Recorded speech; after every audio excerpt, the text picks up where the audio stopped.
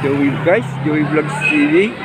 Ngayon, 8:30 in the morning ngayon, Wednesday. Meron pong lindol. Ito sa harap namin. Ayan po. Sa harap naming building guys, ayan, daming tao. Ang dami pa ng customer dyan sa harap, ano? Ayan, naglalabasan po. Kasalukuyan pong may takot sila. Malakas yung lindol.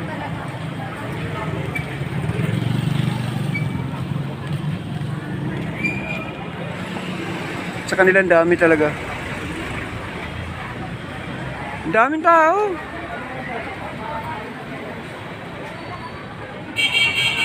Huwag lang sa gitna ng kalsada.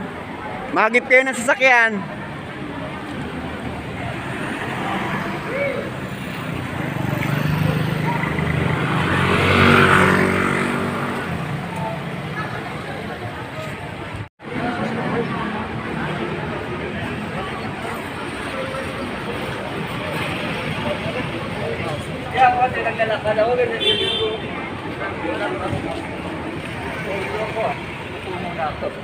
Malakas.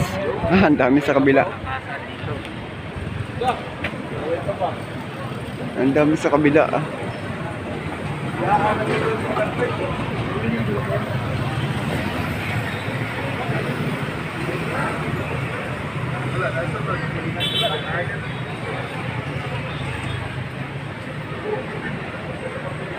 Ayan yung pinakamataas na building dito sa tabi ng Lasal.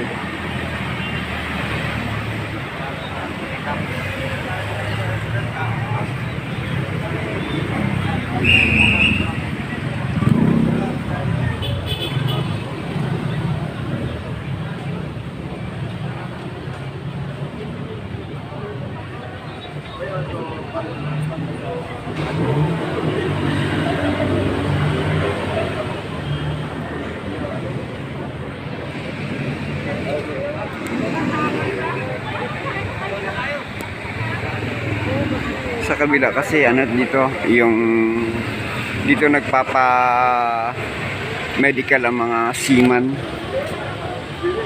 before sila sumakay ng barko, kaya maraming silang customer.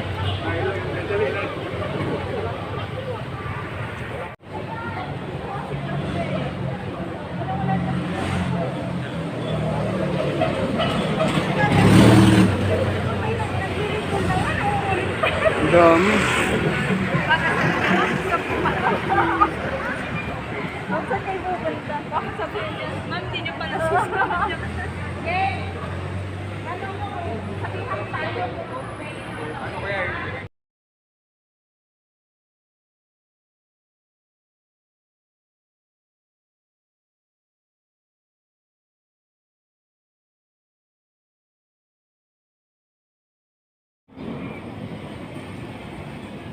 Samantala, isang construction worker naman namatay sa Bayugan, Trinidad Benguet.